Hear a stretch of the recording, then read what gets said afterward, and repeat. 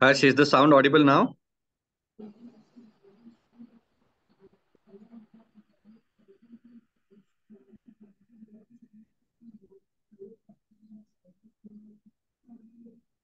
Great, thanks for confirming.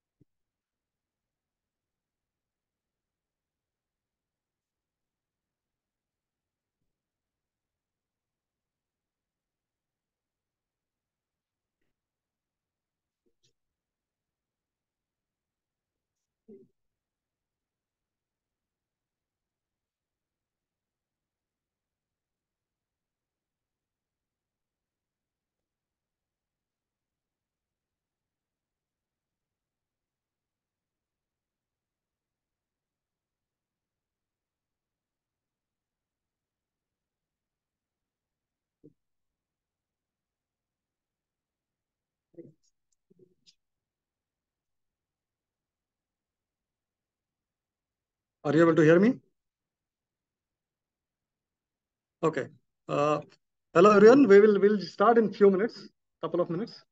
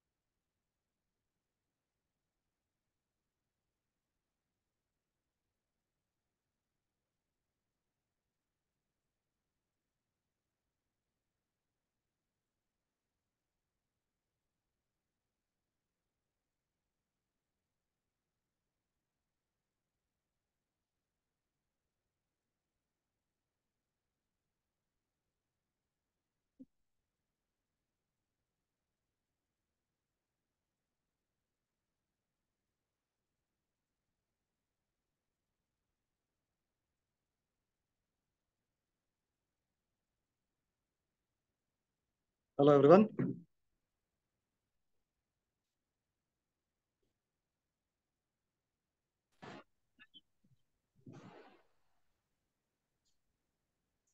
Can you hear me on Zoom? Yeah. Okay. Hello, everyone. Welcome to this first session of MVPM International Connect Knowledge Series. Before we start, can I request you all? Hello, can you hear me? Before we start, can I request you all to sort of balance the both sides? And if you can come here. Some of the folks from there, can you please come here? Please come forward. And you can come forward and sit here.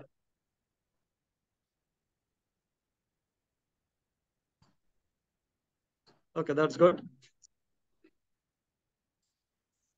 So भगवान गणेश जी को याद करते हुए और नमन करते हुए हम ये नॉलेज सीरीज की शुरुआत करते हैं.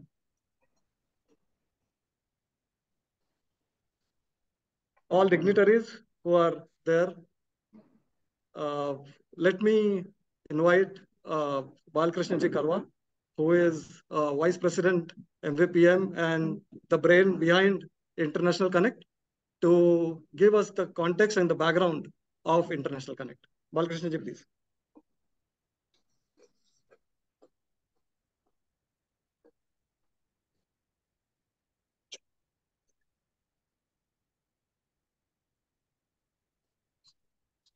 Jai Shri Krishna to all the panelists and dignitaries present this evening.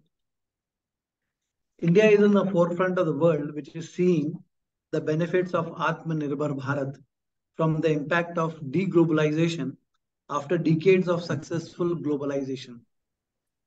However, education in foreign universities is not only craze of the students, but at times necessary to pursue specialized courses from abroad. The primary purpose of MVPM's Connect, International Connect, is to enhance the reach of MVPM brand and its educational movement to the international community. Under this International Connect program, we are starting knowledge series for study abroad. And today we'll be giving a generic overview, which will help students to make up their mind for going to foreign universities for graduation or post-graduation. However, based on the feedback and interaction, we will have more specific sessions about countries, universities, and courses. Hence, we would request to you give your feedback form after the session. We would also request you to give all your questions in writing so that they will be collated and replies may be given by the specific panelist. Just to keep you informed about the goals and objectives of MVPM's International Connect, apart from facilitating students of international studies, we are forming help groups for students going abroad to get for them initial support required in that country, arranging international student exchange programs along with the dialogue of Maheshwari children, senior professionals, and business persons coming to India, assisting professionals for job opportunities for new age careers abroad, assist professionals who want to return to India for resettlement, creating a support or help group of parents of students and professionals who stay abroad and will be able to share knowledge and aspirations with their peer group. They can share experiences with others, in particular, in various matters like challenges of parents staying alone in India, medical support, travel plans, asset management during their absence, etc. Create an international footprint of MVPM by setting up sister city collaborations. And finally, arrange meetings with consulates, ambassadors, foreign ministers, and international chambers of commerce, such as Indo-American, Indo-German, etc., which will create a cohesive group of like-minded Maheshwari business persons with an inclination to support Maheshwaris who want to start international trade or import-export business. So there will be 4 broad categories of Maheshwaris who will be benefited by this program. First is students, of course. Second is parents, businessmen, and professionals.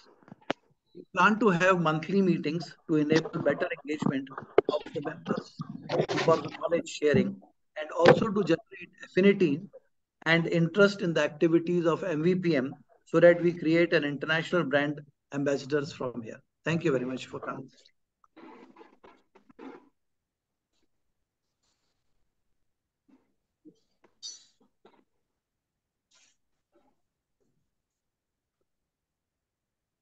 Thank you, Balkrishna ji. So now let me introduce you all with the panelist.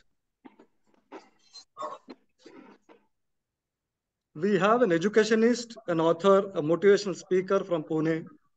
He has done BE in chemical, ME chemical engineering, PhD in chemical technology, currently working as the associate professor in MIT World Peace University since last 17 years, helped more than 1,000 students in interviews, group discussions, and higher education counseling, published 20 national and international research papers, and received 5 Indian patents and also a research grant of 30 lakh rupees from government.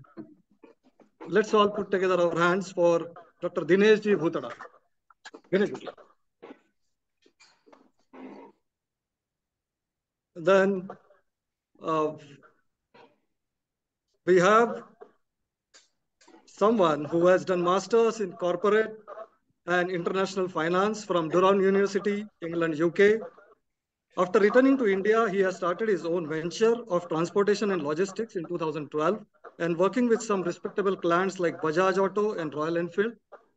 Along with this, he has worked and nurtured his roots in education domain. He has worked very closely with one of the UK university as a consultant in student recruitment and enrollment for South Asia region. He is passionate about counseling and mentoring students for study abroad. He has been working on a couple of other study abroad projects simultaneously. He is president of MPF North Chapter, Pune. Put your hands together for Raghavji Somani.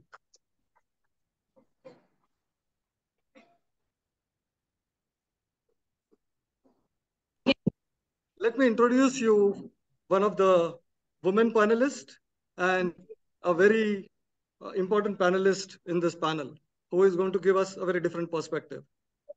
Let me introduce you. She is Assistant Director of Enrollment at Savannah College of Art and Design, that is from US. She has been working in design and research. She moved to US in 2017 for her first master's degree in design and sustainability. Maybe you can just ask him to mute all on Zoom.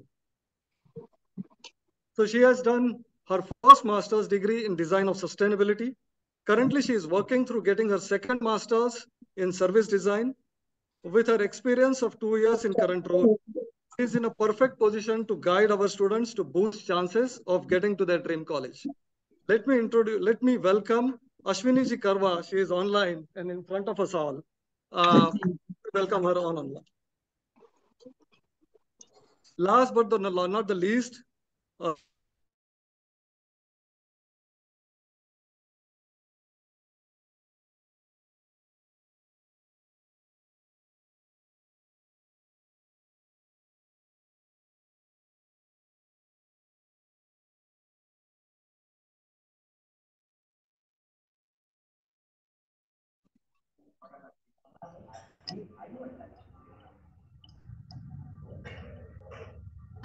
I think the speaker has been muted. Can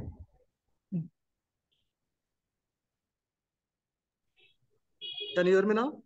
Yes. So we missed from the last. Oh, sure. So JSG doesn't need a second introduction, but let me go over it again. Recruitment specialist and a travelpreneur. He has done B and ME in computer and executive MBA in HR. He has 6 years of IT and 8 years of academic experience. Currently, he is in successfully through his entrepreneurship journey for last 3 years. He is co-founder of My Secret Trip and Incremental Jobs. He is an active member of ISKCON for last 20 years. As MPF Uptown Director, he recently led 2-day career fair Samvid event in VIT College, Pune. He has amazing network and likes to help students community for a holistic growth with value education and management principles based on Bhagavad Gita, Ramayana, and Mahabharata. Please put your hands together for Jayesh Bhangdiya.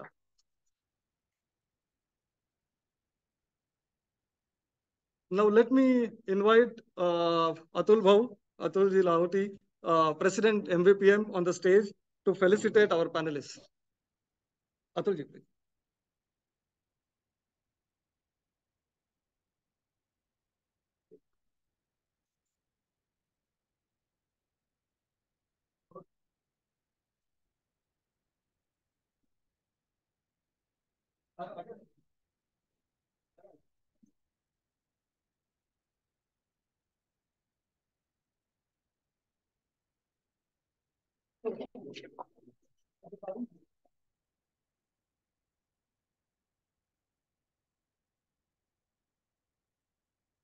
So the folks on Zoom, it's very difficult to handle hybrid. So here felicitation is happening for the panelists.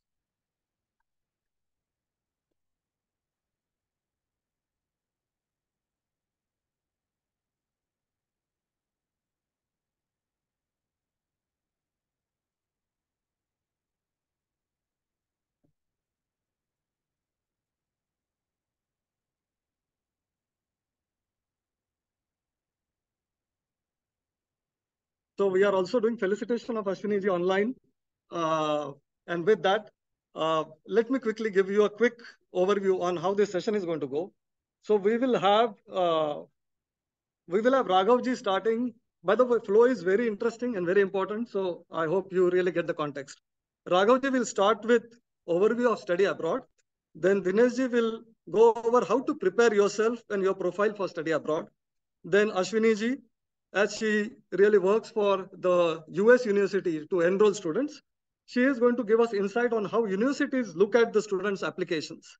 And then finally, we have Jayesh ji, who is going to talk about internship and work opportunities when you are studying there. So with that, let me invite Raghav ji to start the session.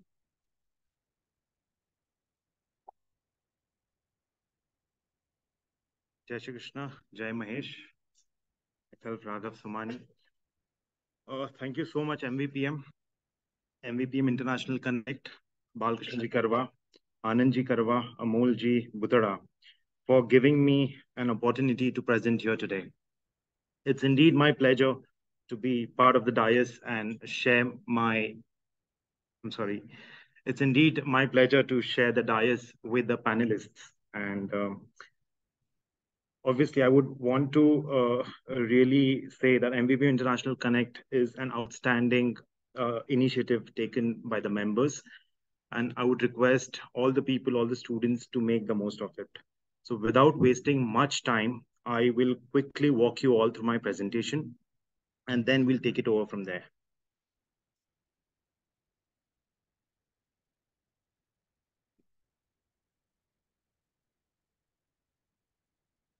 All right, education is the most powerful weapon which you can use to change the world. Famous line by Nelson Mandela. Let me just brief you on what are the topics that we panelists are going to cover so that you are aware of what topics are being told upon.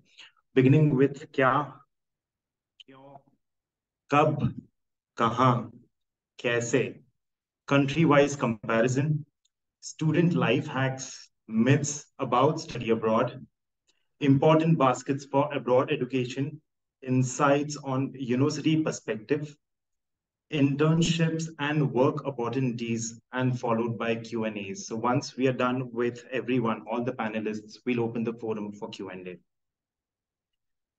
Right, so let me just tell you, when you are at that juncture, when you have finished your bachelor's maybe, you've got two options in that. One is either you work or you study further. When I'm saying work, you've got options in that. Maybe you could work in an MNC. Maybe you could be an entrepreneur. Maybe run your own family business. Freelancing, government job, and any other thing you think of, you can get into, but that would be covered under the criteria of work. When I'm saying study, again, you've got two very clear bifurcation. One is study in India and study abroad. So when I'm saying study in India, I'm talking about the domestic institutions that we have, obviously prevailing in India, in the Indian territory. And second option, what I'm saying is study abroad. I hope the bifurcation is very clear. So work and study, you're going to take either of it, either work or you study, or maybe you work for some time and then you study. So let me just quickly tell you when I'm, do you want to move this bar, please? How you do that? So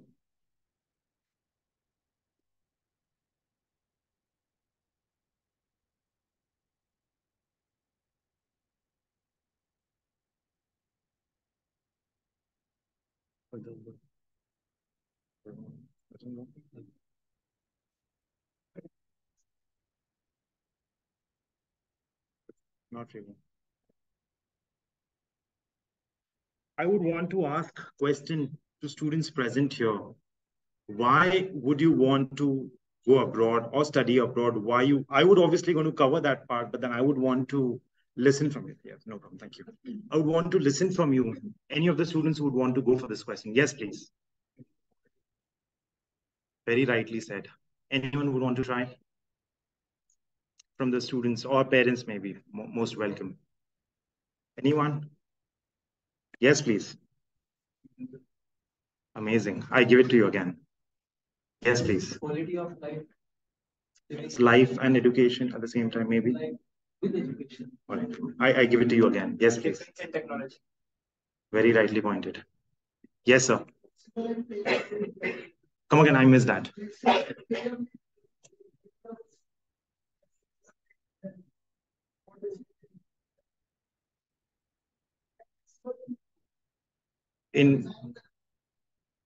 So curriculum is designed, so maybe you have an opportunity to select that is what you're trying to say.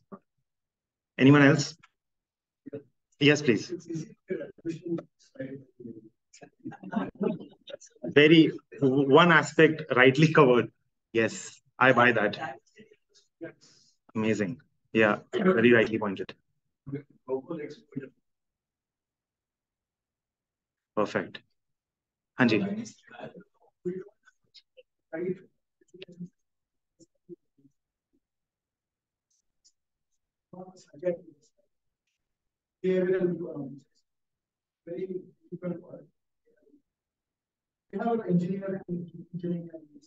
Right. So certain streams you rightly pointed. Yes, sir. Someone had raised the hand. Yes, please.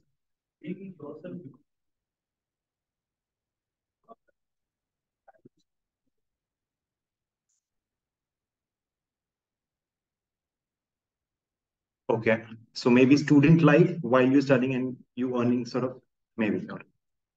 Anyone else? All right. I begin with aspirations. Aspiration is my first point. I'm sorry, there's a bar here. So aspiration is what I begin with. Aspirations we all would have, students would have. Maybe I would want to have the best education in the world. Parents would have that. I would want to send my children abroad to the best universities.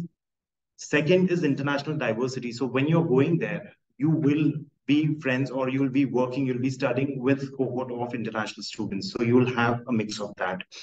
Third is practicality of the courses. Practicality of the courses. The courses are very practical and in line because I will cover that aspect in the later slides, but then the courses which are aligned is very much, which are in the trend and which are very much in line with the market. Excellent research facilities. So universities are investing a very big amount in terms of high-tech laboratories, libraries, your online content, everything, research papers, academic journals, everything. So you have load of material there. Also, when I'm saying research facilities, I'm also talking about the high-tech lab. So when you are in a technical course, maybe likewise psychology was saying, psychometric tests and all gadgets which are required for computing, maybe for artificial intelligence, big data technologies, you need a system, you need a software, you need basically, I think, one of the best gadgets. So university has already invested and they're absolutely for your usage. Advanced course studies, just to give you a brief, I did my bachelor's from MIT School of Management. That was back then 2006 to 2009. I did my bachelor's in finance So when I went for my master's at Durham University, so that was just, so what I did in 3 years was just part of one module called corporate finance, and rest 9 modules were really new to me. So just trying to mark you the difference, like how there's a lot of difference in the education system, what we have and what they have. International exposure, someone had rightly said, so I would give that to you. So when you are there, obviously you are in a new country, new education system, new people around, new facilities. So exposure, what you get is incomparable. Finally, proficient faculties. So I'm not denying the fact that we don't have proficient faculties here, but then you have, obviously, at a greater scale, you would have access to them. And when you are there as a student, please make the most of it. I would also covering this aspect in my later slides.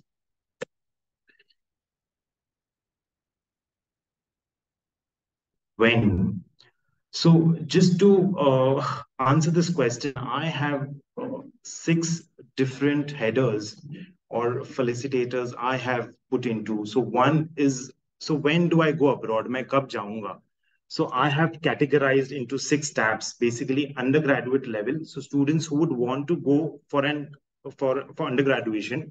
So after your 12th standard, so age, what you're looking at, 18 years. And by the time you complete your bachelor's, 21 or 22. Diploma, we have it for the science background. I think in India, people would want to do diploma after 10th for 2 or 3 years, and then you directly happen to enter into your engineering second grade. But diploma there could be done at undergraduate and postgraduate level, again, anywhere after 18 years. Summer school, one of the very new concepts. The other day, I think I was sharing with Jayesh. I had a meeting. Dinesh ji. I had a meeting at MIT with Vice Chancellor, Mr. Panda there. And now Indian institutions and colleges are sort of collaborating or would want to collaborate with foreign universities. Either it could be a sandwich course, maybe a summer school, or maybe master classes. So when I'm saying this, I'm trying to tell you that they have sort of imbibed this summer school pattern in one of their programs. Obviously, if you go for that program, so maybe 8 or 10 days, you will be sent to one of the universities or one of the countries they have tied up with. So you will actually have the feel of it. You will be at the university campus, you will be meeting the students, you will be looking at the university campus, the facilities, the professors. So you would have a very brief idea. So when you actually go there for your master's or bachelor's, whatever level you'd want to go, so you already know that which university or how the culture there is. So summer school, next is postgraduate. So students who've done their bachelor's in India and would want to go abroad for their master's, anywhere over 21 years. Higher certification course. So this is a need-based course, need-based course. It's not a mandatory. If someone would want to enhance their skills or skill sets, one could go for it. And lastly, it's PhD. So I'm talking about doctorate level. Usually people do it, and people or students who are going there for masters, you would also have an opportunity there to work with PhD students to assist them. That could be a part-time job as well. We'll cover that in the later slides. Where is the question? I'm sure students, if I were a student, I have been a student obviously, so this was a very relevant question to me then. कि मैं कैसे find out करूँ which is the right course, मैं कहाँ जाऊँ, because you've got options, all universities, all the countries are open for you. But which is the right course? Which is the right university? How do I do it? So process is basically you decide upon which course you would want to study. It could be bachelor's, master's, whatever. It could be HR, marketing, digital marketing, MBA, artificial intelligence, computing, IT, whatever. So you'll have to decide upon the course first. So once you decide, let's say I want to do MBA, maybe freshers MBA. So then your next step would be deciding upon the university. So MBA to chalo mujhe karna hai, but मैं कहाँ से करूँ? Because again, I have a lot of options, right?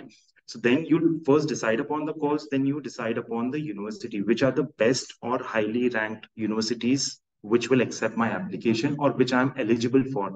Because MBA categorically, lot of MBAs in Russell Group, I will talk about that, require managerial work experience, but there is also an MBA course, freshers MBA, wherein students who complete their bachelor's could go for it.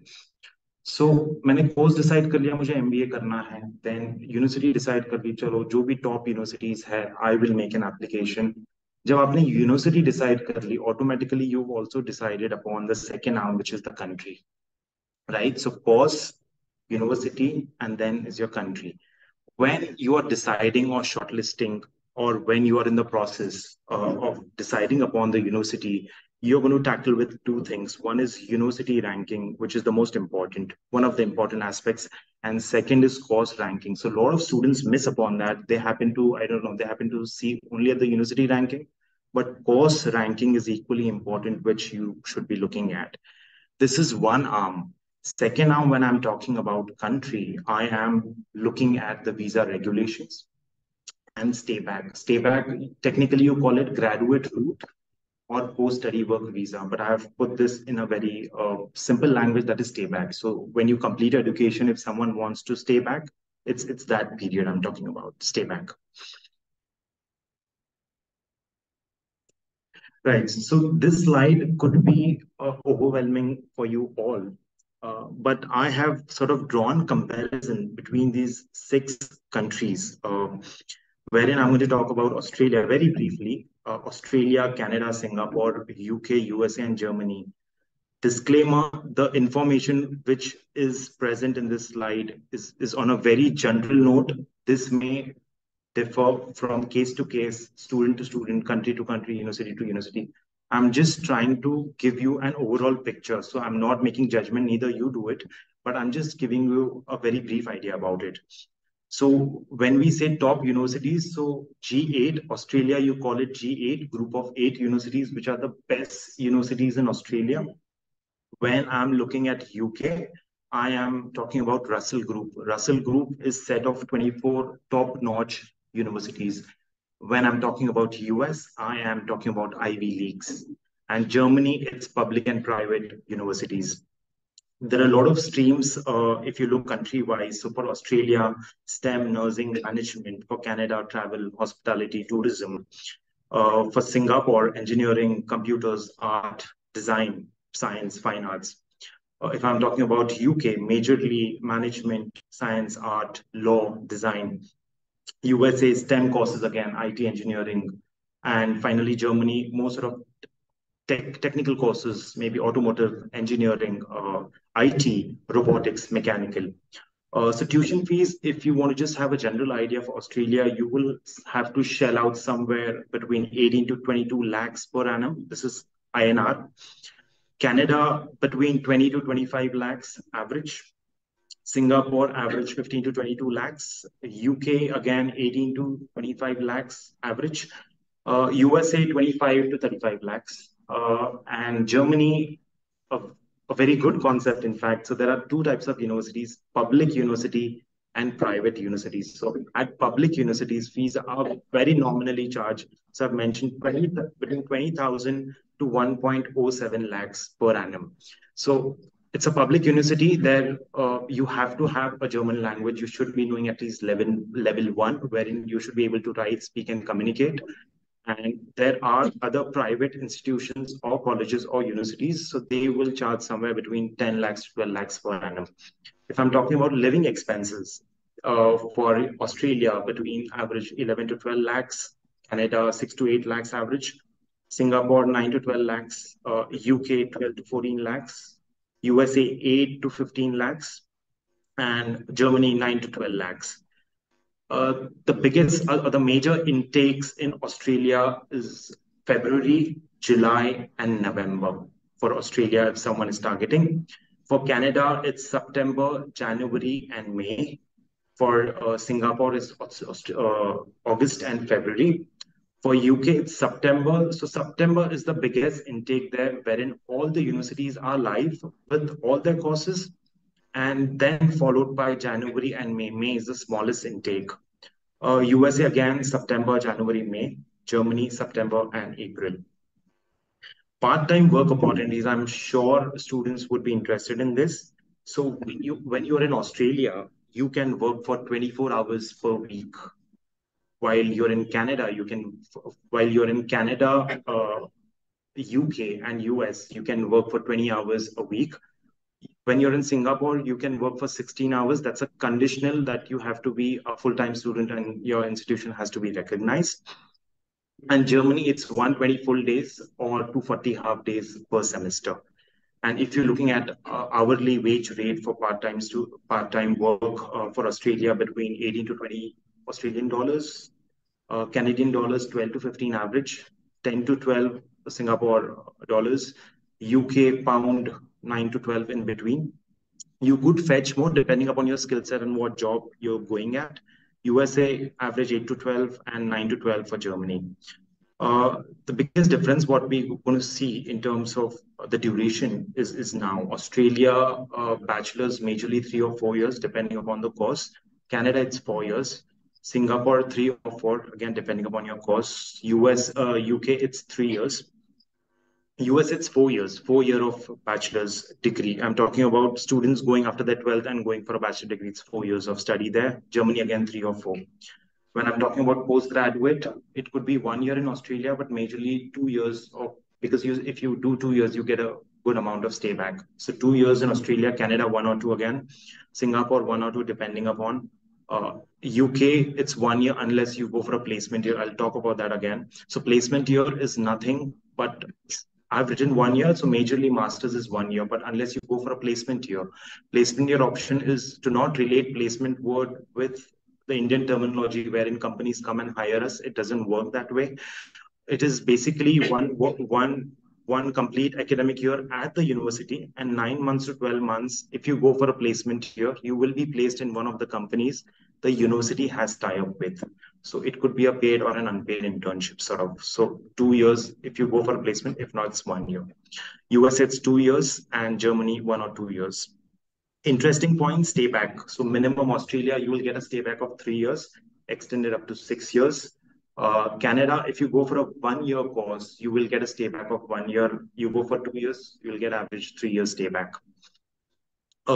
If you're in Singapore, you apply for a visit pass after graduation, it will allow you to be there for 12 months in that country. So UK, even if you go for 1 year, you get a stay back of 2 years there. US STEM courses, 3 years stay back, and if it's a non-STEM, then it's just 1 year. Also, I would just want to mention when I'm talking about part-time jobs in US, first initial 6 months, 9 months, you will have to work on campus. You don't have that liberty, but other countries you can work off campus as well. For Germany, it's temporary residency permit. One can apply or be there for next 18 months on completion, and once you get a job, then you apply for German residency permit. So this is a very brief comparison. So obviously, maybe once we have a counseling session post we decide to have, we will be talking about country-wise, likewise Karwaji just mentioned initially in the introductory thing. So this is a very brief idea. I've tried to draw a comparison so that you have a rough idea there. How? मैं वहां पर कैसे जाऊंगा? मैं abroad कैसे जाऊंगा? So I have tried and compiled how question into 4 basic points. One is preparation. मुझे preparation क्या करनी होगी if I want to go? Alumni Connect, consultants, what are they? How will they help us? And how do you do it? And finally, the financials, right? So let's talk about preparation. I'm sure Dinesh ji and Ashwini ji would also be touching base upon this. So I'm going to very briefly cover this slide very quickly. So I'm going to very quickly cover this slide. So start building up your profile in a holistic manner. When I'm saying holistic, please try and work on your academics, your social, your sports, extracurricular, wherever, however you can, which will enhance you, or your application should stand out in comparison to others. Try and gain as much as work experience you can. And preparing for examinations. For English is a language requirement majorly in all the countries you apply, unless you get an English language waiver. So IELTS, PT, TOEFL would be required. SAT if you're going for an undergraduate course abroad. GRE for PG, non-business. GMAT, PG for PG business. And USMLE for medical if someone is aiming for. Second, very important, Alumni Connect. So try and develop connect with alumni of that specific university.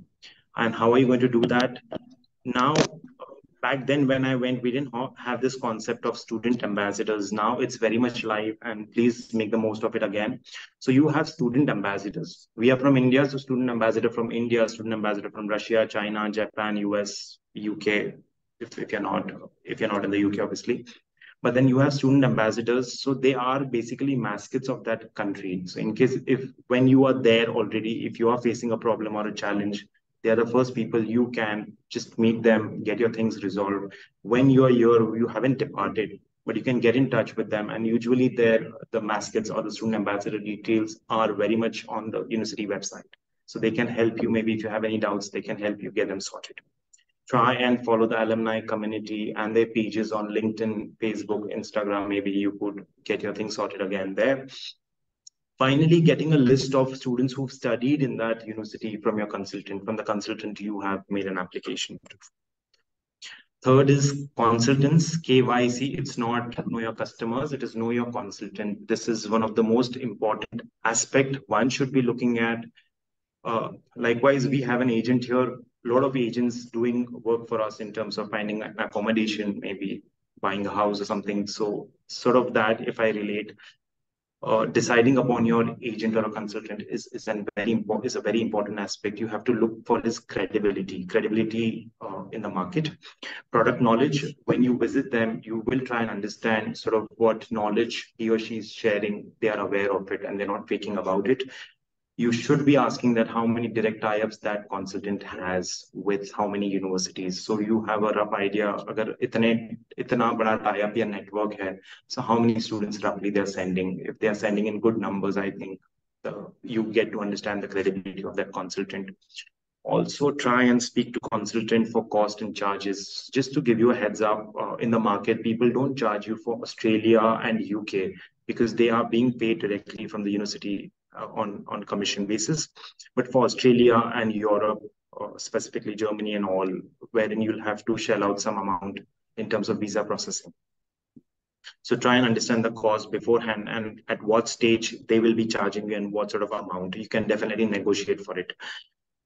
Also check for add-on services. So how are they different from others? So when you go and meet them, chalo IDP ye de raha hai, you have to really understand when you are, I'm not saying that you will step into one of the agent's office and you finalize, but try and understand what others are giving. How's X consultant different from Y or Y different from Z? So try and understand that how are they standing out in the market? How are they different from others? What sort of add-on services you're getting from them? References, please do and take references of past students. So that will help you eventually when you are there or before you go there. Finally, Forex arrangements, if they have any, and sort of how those arrangements will help you in initiating the payments to the university. So basically consultants, I'm going to talk very briefly on this. Consultants, their basically role starts from university shortlisting. So you have to say, if you don't do your research, they are going to do theirs. So you tell them that these are the courses or the universities you're looking at. Try and give us more options. So university shortlistings, application process. Once you decide upon the university you would want to go to, then they will initiate the application process, finding the right accommodation for you, application deadline and payment, because all universities have deadlines and you will have to initiate the payment to block your seat. Filing of your visa, they will help you out. Enrolling yourself or the student at the university, again, a job or a role of a consultant. Finally, pre-departure and post-landing services. Pre-departure is nothing but giving you briefings of what things will encounter you at the airport, at the university, what all things you're supposed to do, what is your next step immediately after landing. And post-landing services, I'm talking about the pickup and drop, opening up your bank accounts, and maybe giving you a SIM card there. So post-landing services are being given by the consultants now. Financial, the last aspect is financial. So I have tried and covered sort of aapko kya kharcha kaun se time pe lagega, so that you are aware of the cost. Obviously, I have not put the cost, but I have tried to touch base upon that, because if I have to include that, that will take a little longer for me to present and you to understand. So preparatory cost, basically जाने से पहले आपको जो cost लगेगी वो किस चीज की, कोचिंग अगर आपको IELTS या GMAT या GRE की कोचिंग आप ले रहे हो, you'll have to shell out some amount. Application fees, certain universities abroad do charge an application fee, which you're supposed to pay. You could get a waiver, but then one of the consideration. And finally, the consultancy fee, if he or she's charging, if you're not going for UK, Australia, other, you will have to bear that charge. Visa filing, obviously, you'll have to pay. It's a compulsory charge. Health surcharge, if you're going to UK, you're going to pay a health surcharge. And type of visa category. Visa category, I am referring to standard, priority, and super priority visa if you're opting for. Again, you'll have to shell out from your own pocket. Overseas Mediclaim, it's a compulsory mandatory, one has to do it when you're applying for the visa. Air travel, so आप एक बार जाओगे in case you're going to come back maybe during your summer or break time, you'll have to plan that in advance. Second last point, tuition fees, which you're going to initiate and pay to the university. And finally, your living expenses. So I also mentioned living expenses in my previous slide. So living expenses, that's a very basic term. So I have included accommodation in that, my fooding, my travel, local accommodation, and somewhat of leisure. So that includes holistically living expenses. Earnings could be in two forms, part-time jobs or paid internships. So I've told you how many hours one can work. So during your holidays, you can work for full-time, but honestly speaking, part-time job is not recommended. So this should not, because I have counseled more than 5,000 students, and students are always this, sir, मैं पहुंचते ही मुझे part-time job कैसे मिलेगा? That's not the right mindset. You're going there for education. So you are making such a big investment. That's one of the biggest decisions in your life, that you are going abroad for further studies. So part-time is secondary. First, look at your curriculum, look at your profile, get acquainted, do all the new things around. Your professors, your curriculum, your courses, reading material. Once you feel that you have a little time in hand wherein you can invest that time, then try and apply for part-time jobs. There are a lot of banks now are offering educational loans, including public, private, corporate, and NBFCs. Banks are very aggressively pushing and offering loans on, I think, collateral free, so you can negotiate around that.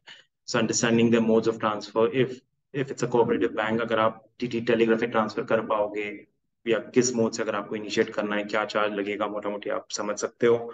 And rate of interest would vary between 9.5 to 13%, depending upon what sort of relation you have with the bank and how strong ITRs. Student life hacks. Life hacks is a new terminology. So basically pointers which will benefits maybe, or pointers. I did not have these pointers when I went back then, but now as a student, I would love to do that. I would want to touch base upon these points wherein you understand these things are important. So when you have selected the university, I have also touched upon selecting your accommodation. Please be quick in terms of selecting your accommodation. There are a lot of types in accommodation: private, ensuite, shared kitchenette, shared toilet, shared between two people, or off campus. So on campus or off campus. On campus is within the university premises, wherein you don't really have to commute long distances. If you're going to live off campus, you'll have to look for the distance as close as possible so that you're not wasting too much time on the road.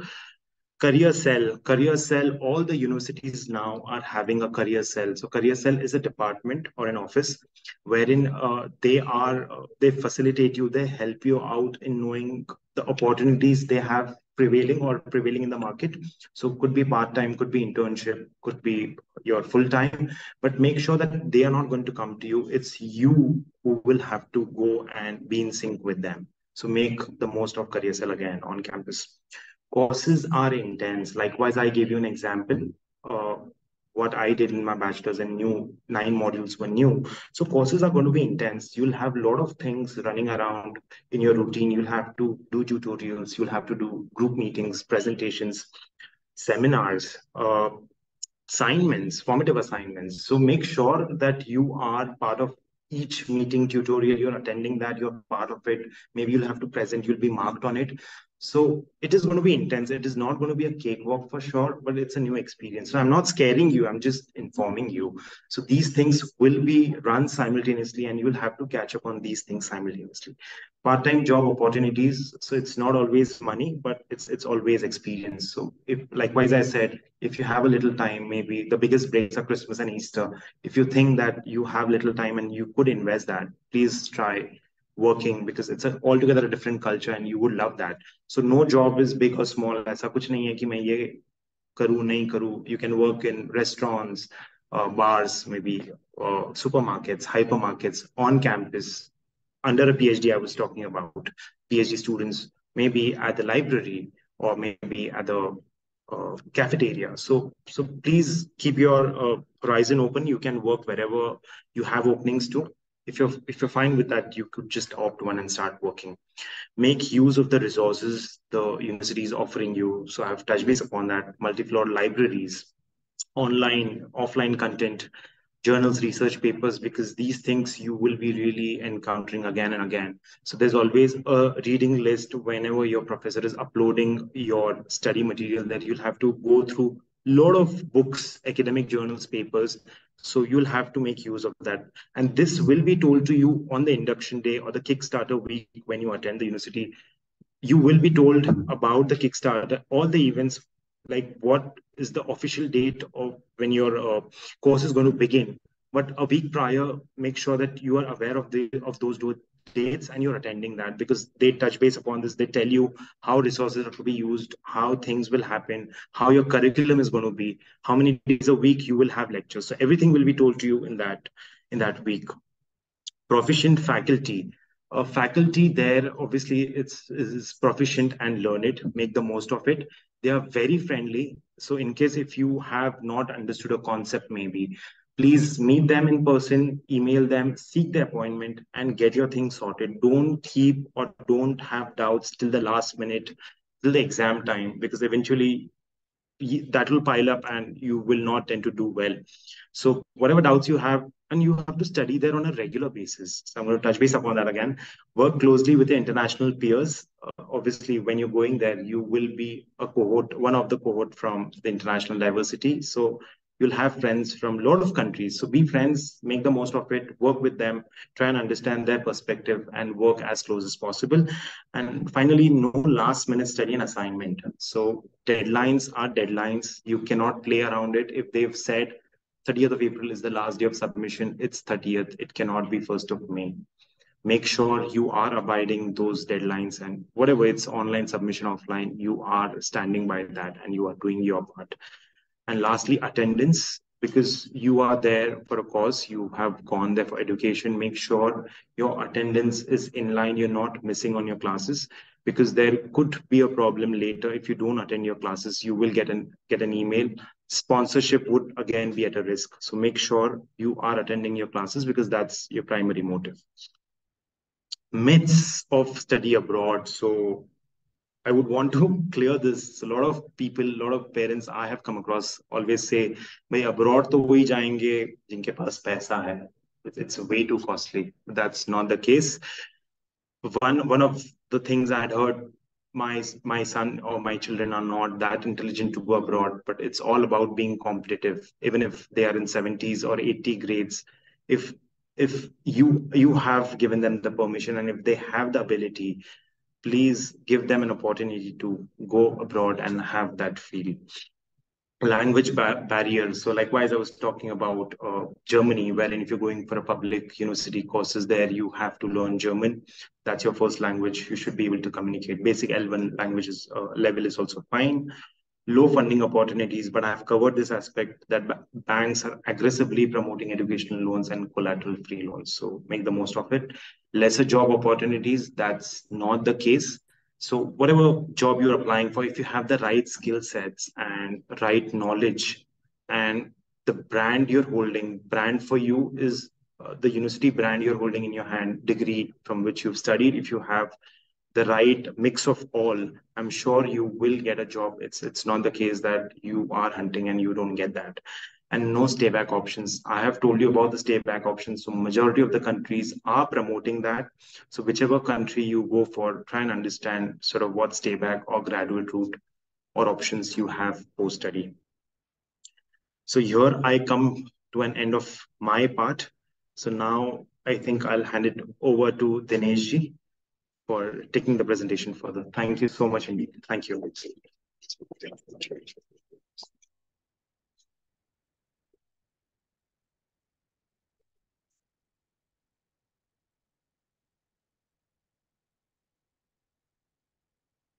Very good evening. Thank you, MVPM, for giving me opportunity to share my 17 years journey of guiding students in getting into the abroad university. Even I learned many things along with my students, like how to get into the top university abroad. But whatever I will be discussing, that will be the other side actually. That is the professor's side actually. I will be discussing how I was helping them, how the university is looking towards the student, what they actually look into the student actually, how they evaluate, and how they give the importance for the professor side also, like what I am recommending. So many different things I will be discussing. But here, what are the important baskets for PG abroad education? This is my main topic actually. Majority of the students, basically Indian student, goes in abroad education for higher education after their completing graduation here. Means 60 to 70% students do their graduation here, then they go for the abroad education. Of course, the trend of doing abroad education in undergraduate is increasing day by day, but still the majority of the student goes in abroad after their graduation. So now here very important, after coming in, for example, in any engineering course, then students get settled down in first year, and then he's not clear whether he should go for abroad or he should go for any IIT, NIT, triple IT for MTech or any MBA within India or from abroad. So generally they take some time. I seen it like students are not sure whether they should go in abroad till the maybe mid or end of the second year. Then afterwards, many students take this decision, oh, I should think of going abroad. And that time, then they start really preparation for the maybe the entrance like a GRE or the other things actually. So which are those 6 baskets actually? I called it as a basket actually here, because these 6 things are very important. Okay. So out of this, whenever you are thinking of going abroad, the most important thing I always um, emphasize on, that is a excellent academic track record. बहुत बार ऐसे होता है कि थोड़ा सा lightly लिया जाता है कि okay थोड़ा बहुत चल जाएगा, ऐसे भी लोग सोचते हैं, स्टूडेंट सोचते हैं.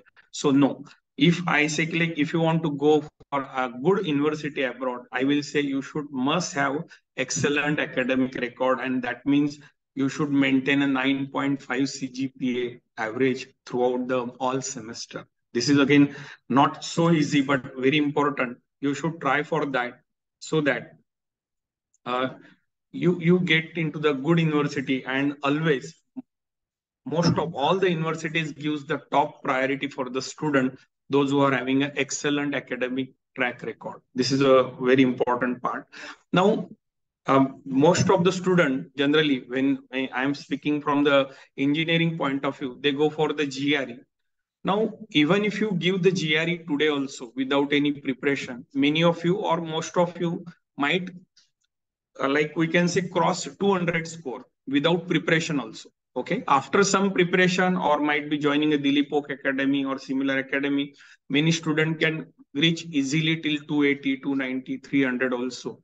But reaching in a range of 310, 315, 320 and 325 out of 340 becomes like little difficult, and that needs a lot of practice, and that needs a lot of practice for speed, accuracy, and time. Very important, right? So students, those who are planning, I will say you should must try to cover this 325 in on a very good, safer side, I will suggest, and which is a very good score considered. And but many universities do not ask for GRE score also. This is also a case, but when I'm considering the US university majorly, where most of the students generally prefer in engineering stream, what I seen in the past many years, generally GR is an essential part. Now, about the co-curricular activity, I will be discussing in the next slide. Now, how to develop that, we can say, that particular canvas of co-curricular activity, extracurricular activity, I will be discussing one by one. So very important, extracurricular activity also. It should have certain good achievements. Means if you are playing some games, is it at the state level? Is it at the national level? Is it at the some certain higher level? If you are passionate about singing or maybe playing of the guitar, do you have certain type of achievements in that? Those are also very important. Means in extracurricular activity, you should have a certain type of things with you for decorating your, we can say, profile. Very important about the letter of recommendation, I will be discussing in the further slide, but statement of purpose. Basically, this is a journey of your past, present, and future, and about your interest, how you are developing interest into the particular field, number one. Number two, why you want to do this course, where means where you want to reach after this course. All these things you need to decorate in your SOP, right? So you should have a perfect plan, like what all you will be adding into your SOP, because this SOP will be differentiating you among the others. Actually, here very important, because how you are writing it, when you will be writing it, when you have certain different novelty about your profile, then and then you can decorate in a well manner, and of course that will help you a lot in the further steps. So about the co-curricular activity. Now, as a professor, when I taught many students, I helped many students to go in abroad. So many students could crack to the universities like Carnegie Mellon, Georgia Tech, Purdue. These are the top-notch universities in the US actually. And when they got better results, when they are doing certain things, and those things I am discussing here, the very important thing is research paper with the professor. Many times student don't take it, or they think it like this is a very tedious job. This needs a lot of patience. This takes a lot of time and so on. But to publish a one paper, you may need to work for 1 year. You may need to wait for 6 months also to get it published. So almost publication time maybe 6 months to 1.5 years also to complete this process. So very important, you should start your journey in your third year itself to work under certain professors to do some research work in area of your interest. Second thing, again, you should publish it in a good journals like Scopus Index journals, worldwide reputed journals are actually. Research work in lab, that gives you understanding about the process, analysis, interpretation of the data, and that helps you in the future for conducting certain research in the post-graduation also. Very important, where you are doing an internship. Now, what type of internships you are working with within industry or within some R&D organization. For example, NCL is a R&D organization in Pune for chemical engineering. Certain many R&D organizations are there where actually the student can get the internship. So paper and poster paper presentation. Yeah. So this is very important, because in the journey of 4 years of engineering course, you get a lot of conferences, paper presentation competitions. So such type of competitions helps you to understand the topic in more depth, understand to explore the more literature, which is actually aim of the, we can say, research at the elementary stage. So participation into the hackathon. Nowadays, there are international hackathons, there are national hackathons. So those hackathons are competitions for the interdisciplinary, transdisciplinary topics. And here you work. Sorry, again, just want to check whether it is really charging.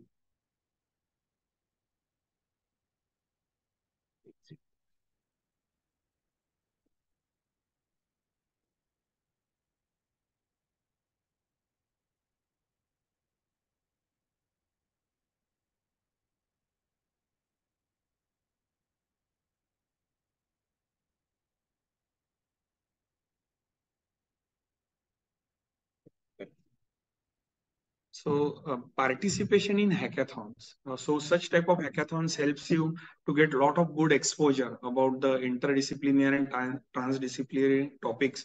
And participation in industry academia interactions and solving the industry defined problems always helps you to understand what is going on in industry, how you can provide the solution for that, and those things are always helpful for the further part.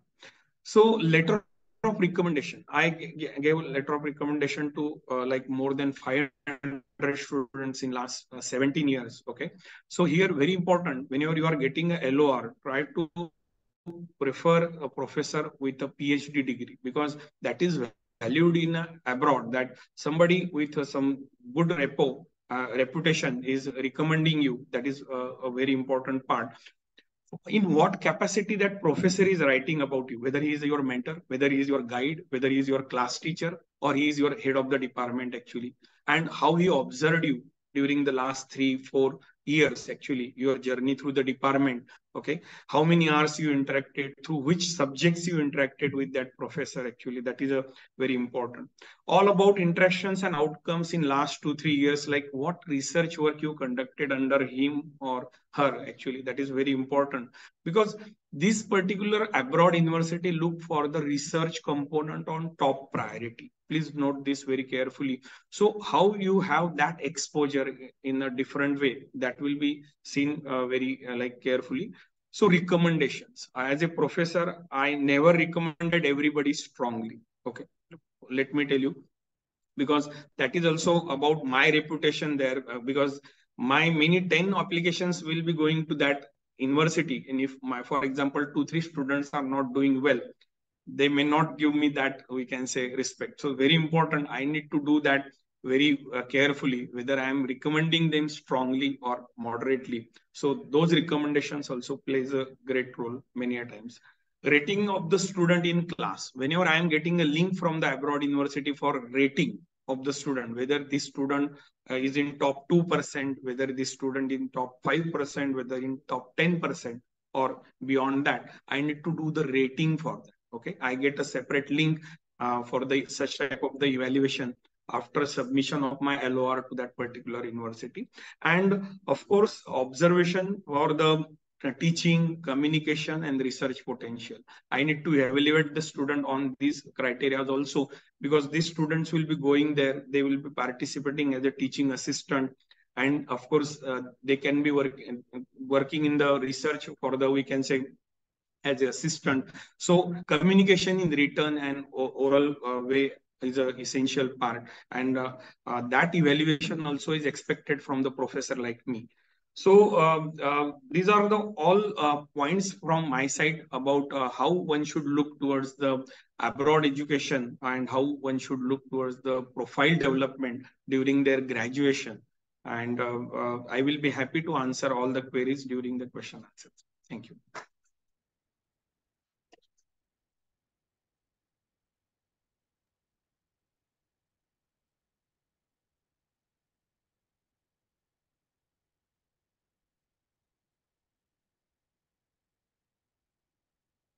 Ashwini ji, please go ahead. Yes, okay. Can everyone hear me Yes. clearly? Okay. Thank you. Thank you everyone for giving me the opportunity today. I am not I'm not well experienced as the speakers here, but I have some level of experience with respect to enrollment. So I might be able to share some insights on what the university looks in a student once they cross the basic criteria. Can we move to the next slide, please? Thank you. So Dr. Dinesh already spoke a lot and really good points about statement of purpose, having, what kind of information. Additional to that, I usually look for a few more things in my students' SOP.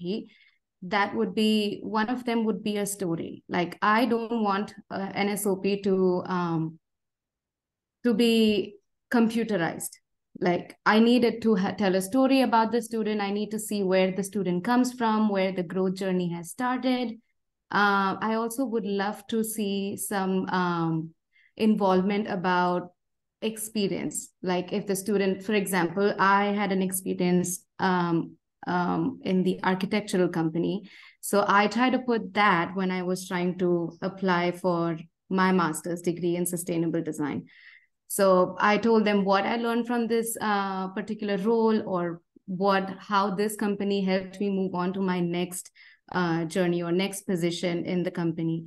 That makes a lot of difference and talks a lot about the students' interest in the particular program. Also, please be sure not to copy or not to take up complete lines or complete paragraphs from any different source or anyone else's SOP. Plagiarism is very, very, very serious, and it's really considered to be one of the deciding factors in a student's application. So if you are taking reference from anyone else's SOP, please understand the gist of it and then put it in your own words. Make sure there are no spelling mistakes. Make sure the grammatical errors are absolutely a no-no. Few things like make sure the header and the footer is neat and clean. Make sure you don't have like bold capitalizations randomly, things like that. The second thing is transcripts, which is like the mark sheets for undergraduate students, and graduate level transcripts for postgraduate students. Make sure to send official ones all the time. The university will give you an option of sending an unofficial one if they are unsure about your grades, but I would always recommend sending an official one. Official is when it comes directly from the source, from the university, from the college that you've studied, from the school that you've studied at. Do not send an unofficial one with pictures or like tilted backgrounds. Please, please, please highly avoid that. Also, make sure your transcripts hold something called as a credit key. Credit key is basically a chart that talks about how your grade scale is placed. So a lot of the universities abroad follow something called as a GPA, which is grade point average, which a lot of Indian schools do not have. We have marks, we have percentages.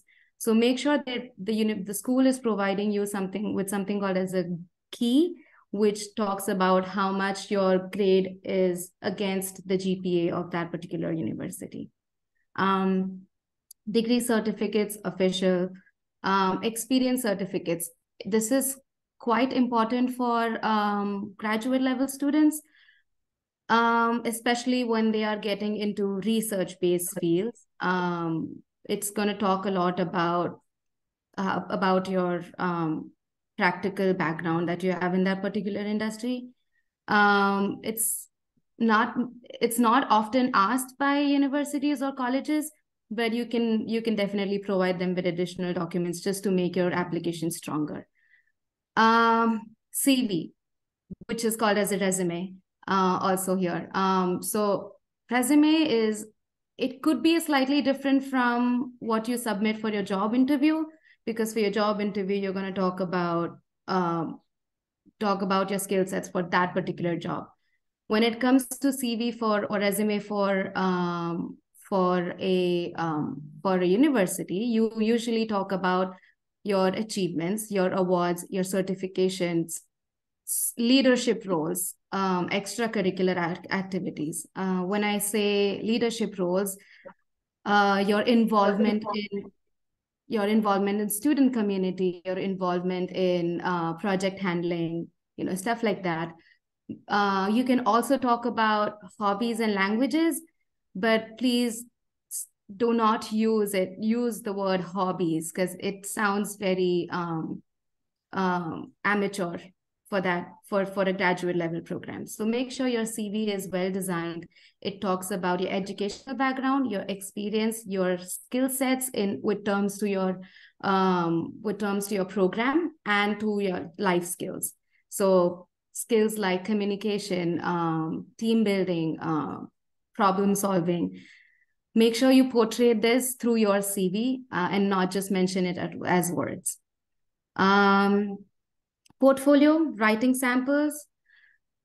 Portfolio usually is asked for a creative field, like it can be for architecture, it can be for interior designing, for animation, for film, anything of that sort. Writing samples is more research-based. So any biochemical background or any medical background, stuff like that would require writing samples. Again, basic rules, no spelling mistakes at all. It is absolutely trained upon.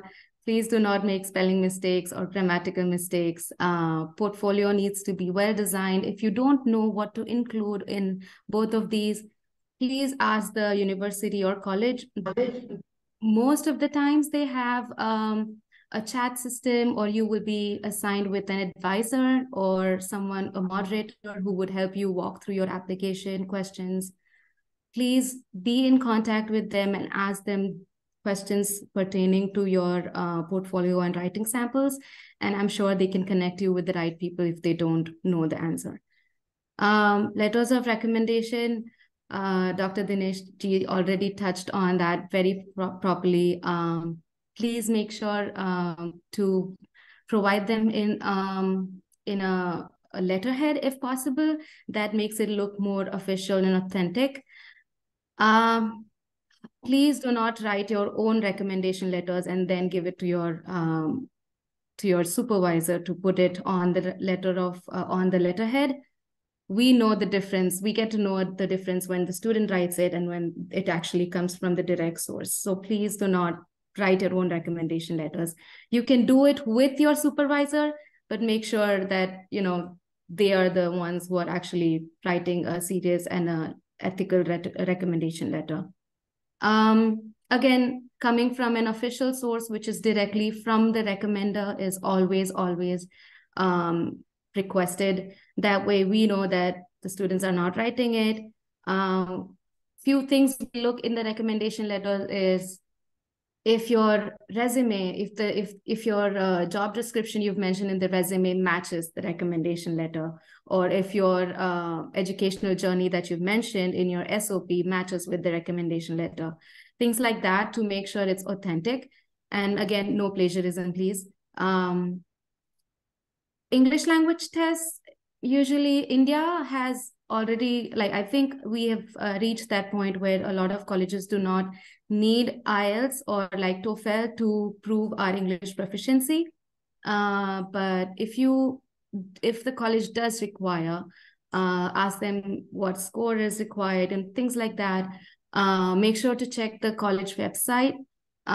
It always has so much information, and before you reach out to the college with basic questions like what is the requirement for admission, like what is the how many recommendation letters are required, or do you require any particular tests, make sure to check the website.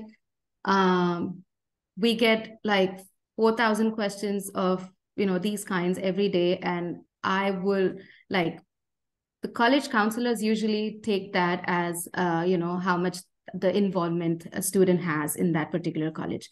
Because if you're really interested, you would do your research, and then you would ask whatever you're confused about.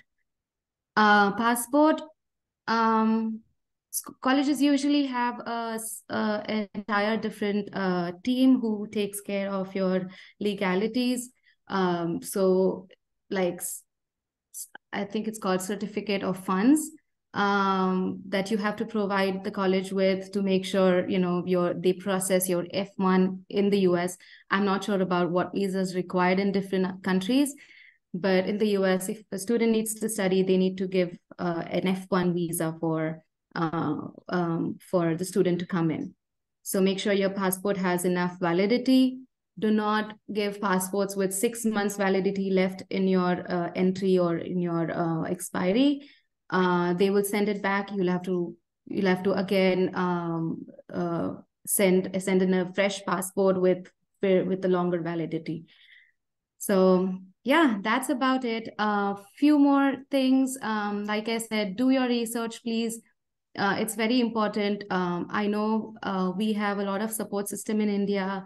We have organizations that help you figure out what colleges would be best suited for you. But still do your research, figure out what course you want to get into. figure out if you really want to do that after 5-10 years, and be in touch with your advisor. Colleges usually provide the students with an advisor after they have they put in an application. That way you can always be in touch, ask them if there's anything that can make your application stronger. Recommendations usually are like you could do an interview with the admission review committee. If not the whole committee, you can find someone who's has the responsibility and the authority to give you the decision. Definitely talk with the professors if you can.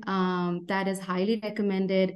See what the course is offering. That will help you add some more points in your SOP or your motivation letter.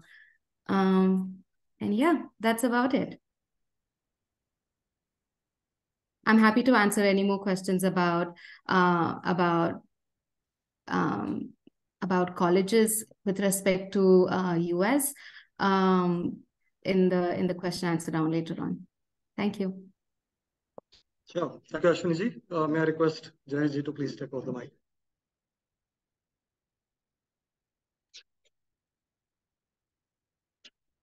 So first of all, I'm very grateful to MVPM body for giving this opportunity and creating this wonderful platform, to guide and mentor all the aspirants who wish to, go abroad. So thank you so much for that.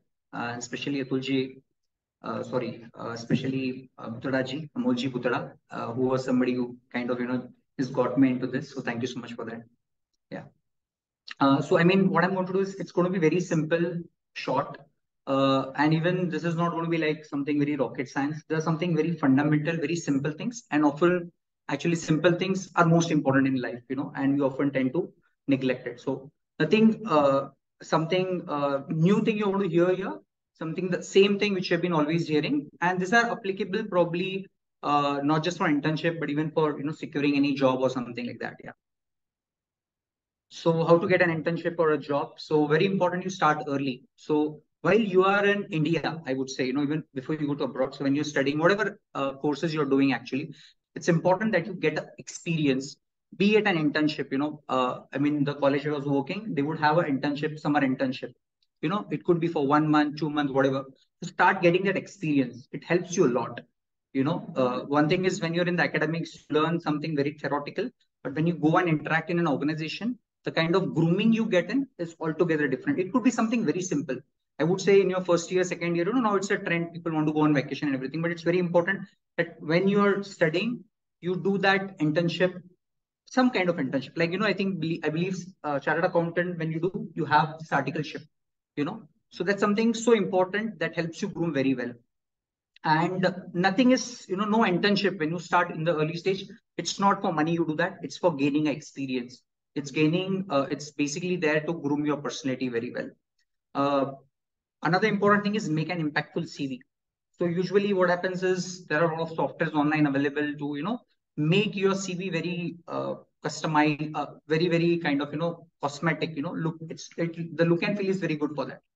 But it's important that the content, what you have is very genuine, very original. Like Ashwini-ji was also mentioning about that. No plagiarism here. So you kind of put some important points. Another very important point, whenever you apply for an internship, make a tailor-made CV every time. Every same CV doesn't fit everywhere. Whenever there is a job description which comes to you, whatever the required skill sets are there, spend some time to go through JD. I have always seen at least the students, younger students, what they do is whenever there is a opening come, they just apply even without reading the job description. So it's important that you apply for a right place, you apply for a right job. It's important. Most important is leverage your network. Network is net worth, right? We have heard it oftentimes.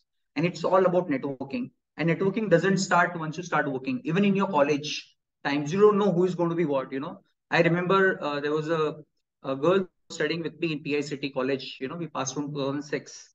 So we never knew. I mean, she was not a very great student. I mean, in terms of academics and all.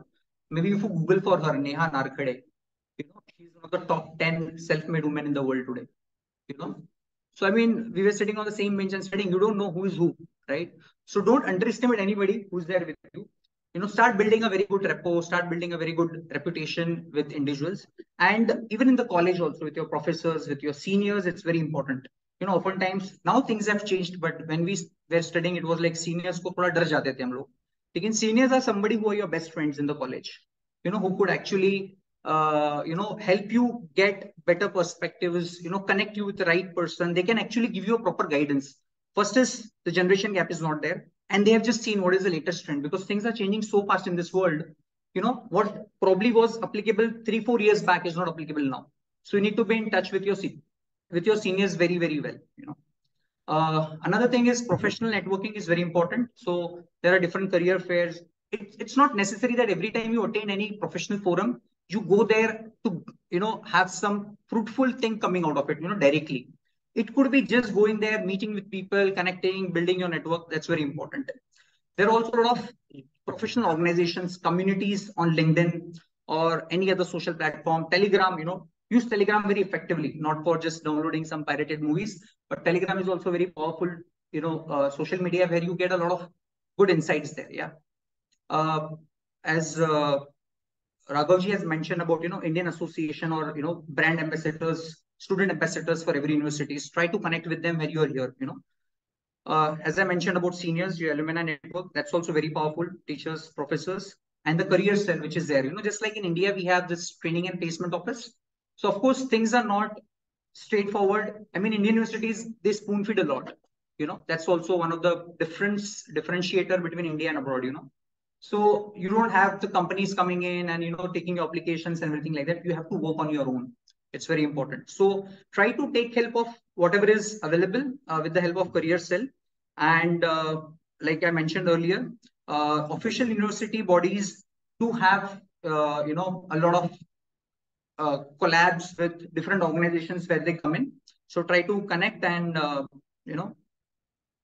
get happen. Another thing is preparation for the interviews. How do you prepare? So, for example, if you're coming from a computer IT background, particularly, or you want to make your career in IT, it's important that you do a lot of practice of coding. So there are some platforms like Lead Code, which is very, very powerful. You kind of make optimum use of it. Start practicing from now. A lot of times I've seen students copying a lot of codes, right from first year, second year of engineering. Don't try to do that. Whatever you know, just do that very, very honestly. That's important. And there are a lot of good videos, good tutorials which are available, how to prepare for the interviews. Even interviews you could get for every domain nowadays. The social media is so powerful. You could get every possible knowledge there. And online platform, particularly, I would want to stress about LinkedIn. LinkedIn is so powerful. I mean, if you want to be on one social media platform and delete everything else, it's LinkedIn. People have built businesses, empires just on LinkedIn. So try using it very, very effectively right when you're in the college. Start sending connection requests to people on a regular basis. Apart from that, there are, other tools like Glassdoor, Handshake. So Handshake, internships.com, these are particularly like, very important in USA, basically. You would get a lot of networking opportunities, or you would get a lot of internship opportunities on this platform, basically. Yeah. Apart from that, it's important to check. There are different rules and regulations for different countries. So it's very important what rules are applicable, we will not go into the technicalities of the visas here, what is required, but you kind of do a thorough research. And anyway, by the time you actually apply for the internship, you have already known a lot of things there. And as Raghavji was also mentioning about the on-campus job, don't try to do that job right in the first semester. Try kind of, getting acclimatized to that particular university, that particular environment there, and then basically start applying very regularly there, maybe after a semester or something like that. So there is something called as CPT, particularly in USA, where during the first year after probably you study for a semester or a year, you can actually apply on campus. There are also two types of internship, depending on what kind of career or portfolio you want to build as a research scholar, or you want to build you want to go into professional MNC. So either a work internship or a research internship. So depending on your inclinations, you can do that. Yeah, there are off and on-campus jobs where you are just studying there. So you can choose like a lab assistant, or you could be a research assistant to your guide or somebody there. When to apply, I think fall or spring, it's very important. So Raghavji had touched based upon that, when the admissions typically starts. So depending on when you apply, you have more opportunities. Typically, for US, UK universities, if you're like applying in the fall time, probably the amount of time you would get, for doing some extra research or probably for, getting an internship opportunity is much more. And yes, authorization permits, particularly in USA, as I mentioned, CPT is something very important in the first year. And OPT typically comes, once you complete your graduation or something like that. So that's it from my side. So you would have the panel members come and address the questions. Thank you.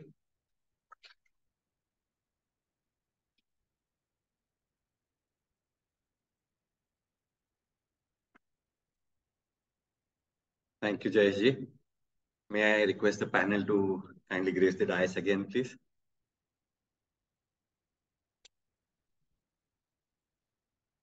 We are opening the session for Q&A.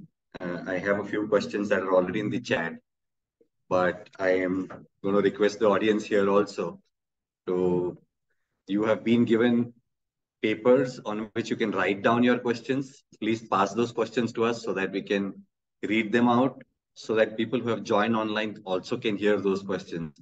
And then the panel will, of course, answer those questions for us. Okay? Sure. So let's first have some questions come in and then we take it up from there. Any questions here?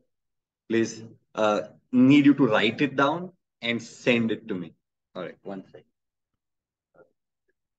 Pad, the writing pad.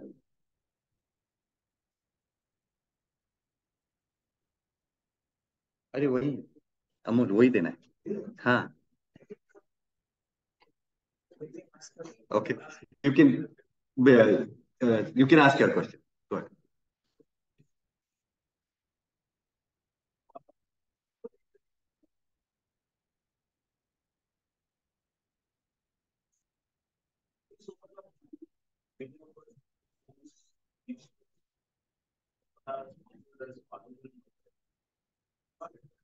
What is specifically when it comes to scholarship opportunity that student can get in countries like US, because the cost nowadays have become a burden to most of the students, which is around 80 lakhs for 2 years.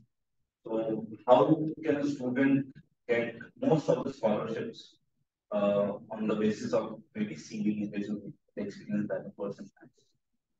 So before anybody in the panel answers that question, for people who have joined online and may not have heard that loud enough, the question here relates to the sources of funding. And so because there is a significant investment, as I'd like to call it, when you're taking education abroad, how can you maximize by obtaining scholarships? That's the question. Is that right? Yeah. I'll first move it to the panel. Raghavji. Very good question indeed. There are two types of scholarships, basically. One is merit-based, and one is automated. So merit-based, I'm talking about your academics, like when Dinesh was mentioning that you have to have a very strong academic profile, be eligible to make scholarship. So again, I'll tell you the process. There are some universities where they give you scholarship on an automatic basis. Of course, I'm talking very holistically. I'm not talking about US, Germany, or UK, but I'm just giving you a heads up. So certain universities will have to file an application for scholarship separately. One, when you file, your profile will be looked into, your academics and holistic profile. Accordingly, if you're undergrad, basically, if you know about US, you would expect somewhere between 2,000 to 9,000 pounds, dollars. And if you're planning for a PG, it's somewhere between 2,000 to 5,000 dollars. And second is automated. So a lot of universities put a scholarship criteria. So that course is under the scholarship criteria. Let's say all people in this room have applied for MBA. And if MBA is under the scholarship criteria, all students who made an application for MBA will get the scholarship. So two types of scholarship. This is from the university's end. There are other types of scholarships which are available in the Indian territory, Commonwealth, I think, which you have to find separately. Right? So holistically, university and private and other sources which provide scholarship. I hope I answered it.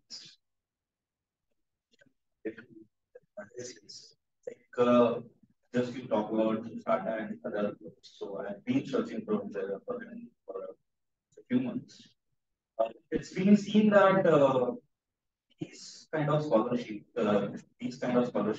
actually are for particularly a field of subject. So they don't provide to everyone who are into consideration. So how a student should approach?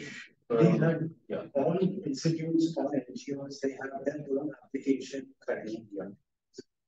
The eligibility is there for your list, but you will maximize your bet by having a strong profile academically and building up your profile so that you are in that league where you get the scholarship by the university.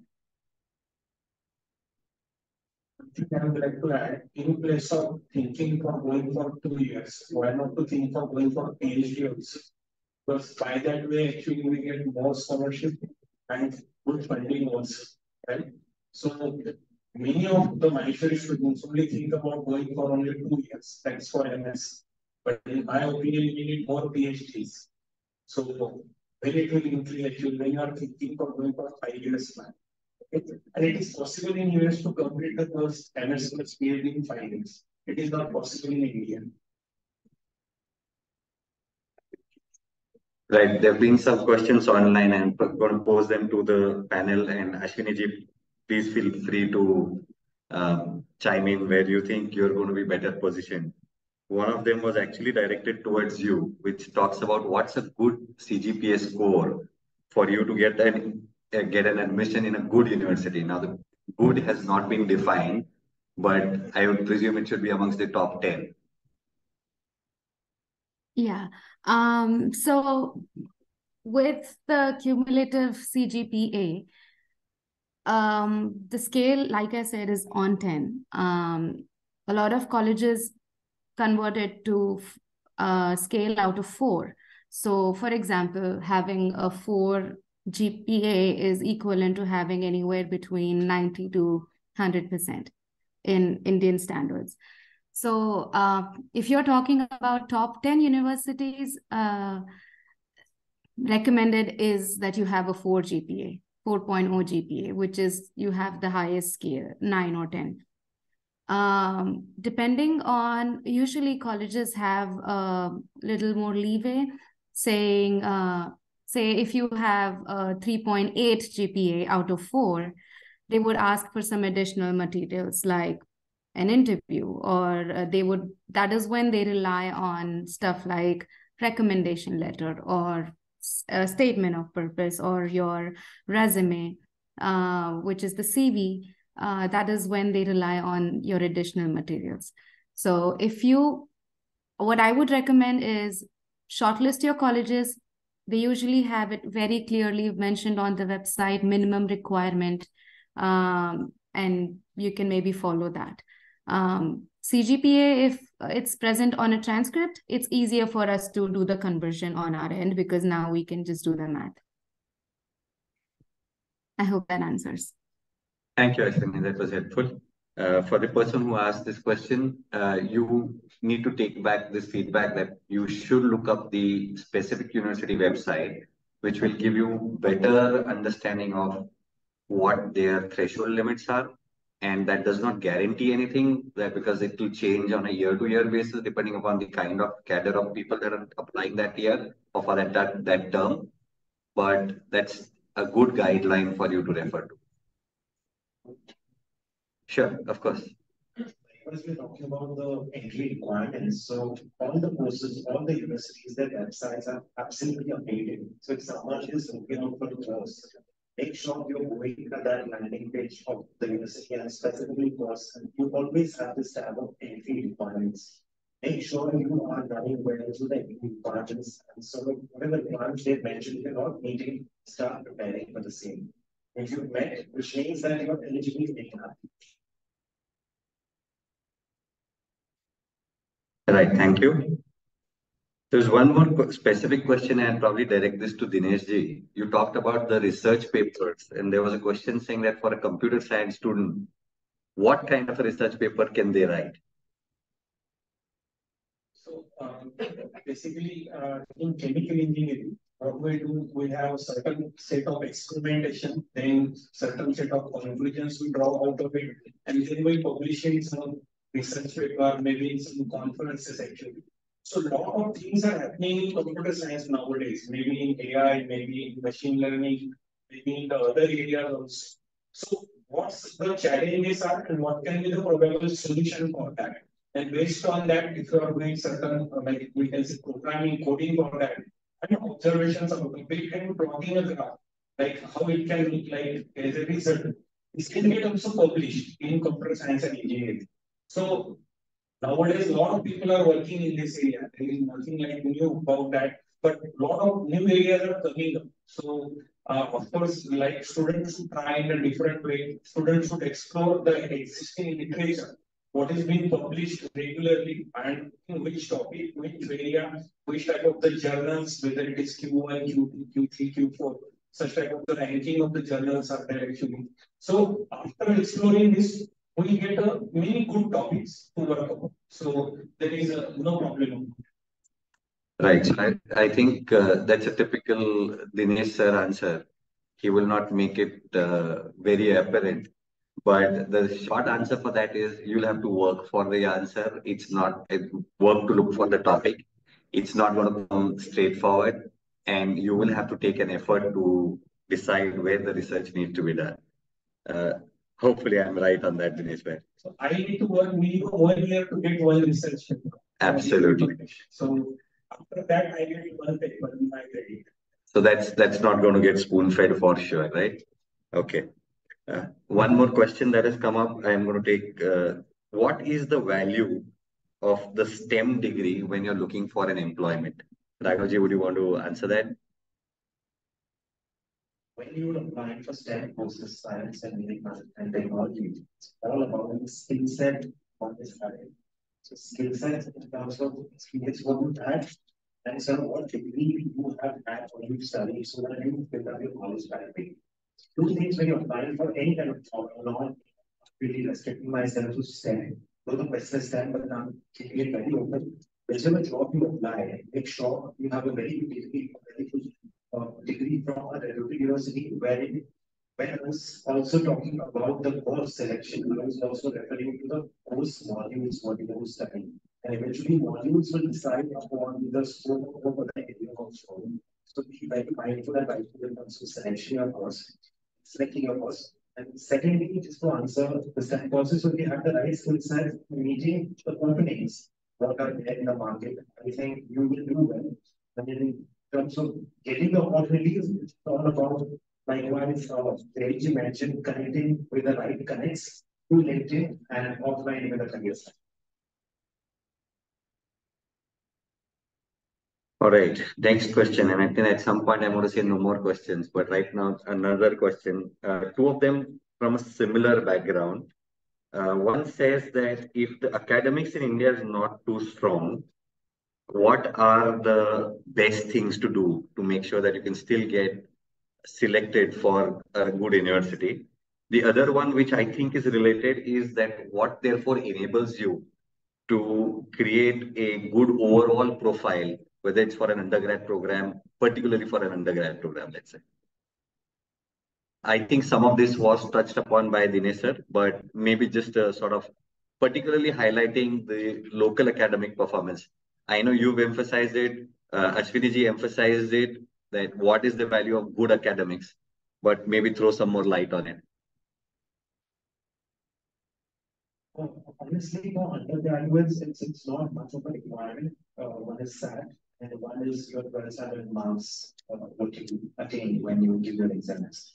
So bachelor's is not much of a requirement, honestly. But if you're going for a postgraduate, then your proficiency, your skill, and the eligibility criteria gets down.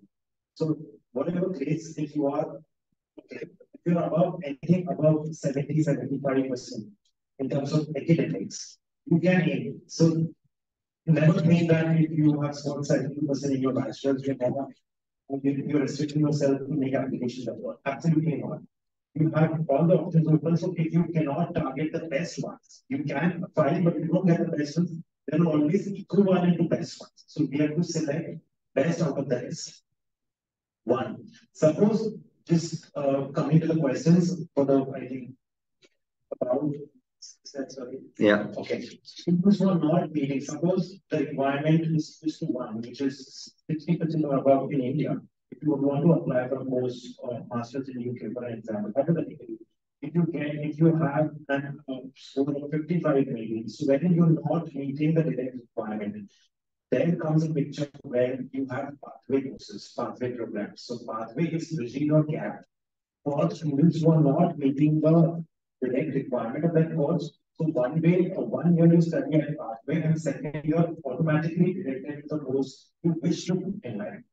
Right? So pathway program is an option for students who are not meeting the requirement, but additionally you have to shell out the pathway program fees for 1 year along with your living expenses.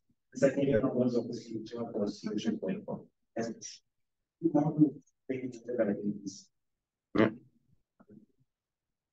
All right. A question that seems to be coming in various, I would say, different wording.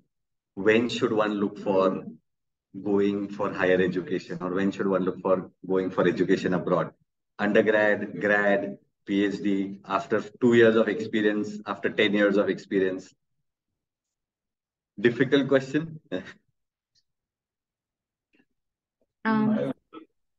Yes, Ashwini. We'll Maybe allow the lady.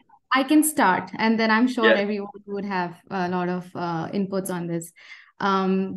So depending on how soon you want to get there. So for example, if you are in your 12th grade, you have everything set up and your parents and your family they are comfortable, with you going abroad, I would say start as early. The reason being, the sooner you adapt to the country's educational pattern, the better performance you can give over time. I've seen so many master students coming to the States and not being able to, especially for a MA, like 1 year degree program. And by the time they're able to, catch up with their educational pattern, it's almost time for them to graduate. So if you have the capability, start as early as you can. That will not only give you a good hand on, having the sync to actually get the maximum learning from the university, but also let you connect with the right people. Networking will shoot up like crazy for the longer time you stay here. So yeah, that is my personal suggestion. I know different view on this. The Indian education system is pretty good, and if you are getting into any institute from 1 to 150 NIR ranking, okay, you are getting good education, okay, because it is certified by the government. The government is getting 200 leads, 1 to 200 NIR ranking. The education, whatever it may be, like Manipal or SRM or maybe BMT or maybe other institute or any other institute, the cost will not go beyond 20 lakhs. So you are getting that education with 20 lakhs expenditure. Afterwards, you can go for higher education. Of course, there will be certain additional costs for them. So this is a very economical way. Most of the students are doing graduation here and going for abroad for post graduation. And of course, he saves a lot of money. At the same time, you will be treated at par with the same thing. Because after masters also, you are working in the same country. Similar part of the vacancy jobs. Yeah, sure.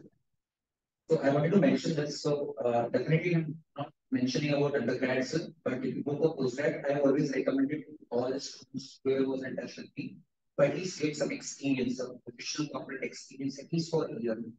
It is very important because your personality will be very different when you work. I remember when I did my education, when without any experience, it was different. But when I did my post graduation, it was 24 years of experience. I can very confidently tell you, I could do just 10% of the efforts for giving exams. Because the practical knowledge is real. If you're going for postgrad, have at least 1 or 2 years of experience. You also understand the value of money.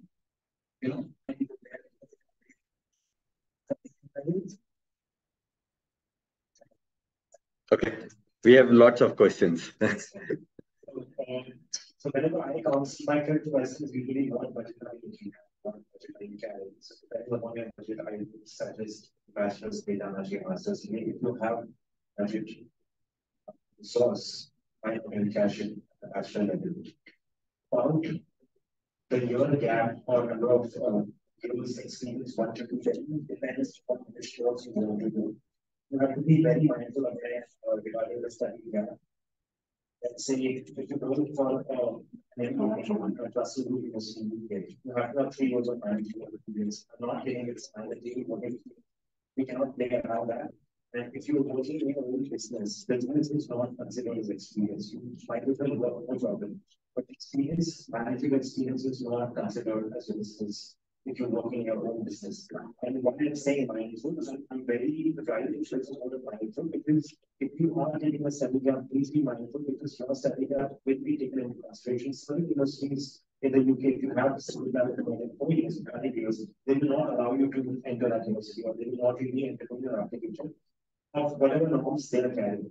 So, and also when you are taking a study gap, please be sure of what job you're doing and it's very much related to your previous degree and what you intend. So there should be a relevant to all of the same thing. So again, trying to sum up that long answer, that you need to take that call based on one, financials, probably one of the most important aspects there.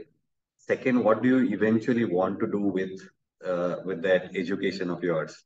That will actually determine whether you should look for a grad, undergrad, postgrad, PhD, with gap, without gap. By and large, what you always see is the balancing point here tends to be that you do your graduation in India and then go for masters, maybe spend a couple of years after graduation in some sort of a corporate environment and then go for masters. Your opportunity or your chances of getting in there become much better. Probably Ashwini would agree with me on that one. She's nodding, so I'm saying that's a yes for me, right? Okay. All right. Another question, and I think I find this very interesting. Everybody's talking about this to be as India's decade. Why are we talking about study abroad at all? Anybody wants to take a shot at that? All right, I'll put in my 2 cents here. I think the question here is, it's India's decade, but there's a lot of knowledge which is beyond India. India is going to the globe. Now the globe's also coming to India. There's a relevant aspect now where a lot of foreign universities want to set up their quote unquote, I'm going to call the word shop in India. And I think this is our opportunity to go out and tell people, we know just as much as you do. Come back, bring back the knowledge, make it even better. Maybe longer than a decade, right? That's what I would probably put it at. Quick answer from one of you, or maybe Ashwini, you can tell me this. Distance learning versus actual on-prem. What should people look for? So distance learning, there are 2 kinds. One is called as an e-learning, which is study at your own pace. And the other one, which is real-time learning, but you do it virtually. For people who are not able to come here due to many reasons, like financial, visas, family reasons, personal reasons, whatever that is. Make sure to ask your college, what resources am I missing on if I'm doing an e-learning or a distance learning or a virtual learning course. If they talk about educational quality, then definitely choose a university that definitely provides the same quality of education online as well. When you come on ground, which is in person, one of the biggest pros is you get the exposure, you get much more exposure because you meet so many people, you're in a different country, you have to learn so many new things. So it's a different kind of experience, but make sure to definitely figure out if your educational quality is the same if you're doing a distance learning. It's good for someone who's definitely not interested in staying outside India, or who's definitely, just coming here for education. Then yes, distance learning would be a better choice because you're spending so much money. So you might as well just stay there and, get the education that you need and maybe cut down on the international experience. Thank you. Ashwini, since we have you there are a lot of questions related to people who are talking about wanting to get to understand better about post-grad courses in design. There is a question related to architecture, there's a question related to UI, UX. Somebody's just put a design as the word. Anything that you would recommend where people can go and look up this information? Any website? That's a whole conversation, but I'm happy to talk about that a little bit. You can figure out what kind of design you're interested in. Firstly, if it's architecture, it's very simple. Google top 10 architecture colleges for masters in maybe you've decided a country, so put US or like Germany, or just write top 10 colleges. You're gonna come up with Harvard, Yale, and all those good colleges. Please, when you're shortlisting college, unless you actually have the best academic records, also apply to a little average level colleges so you have higher chances of getting in.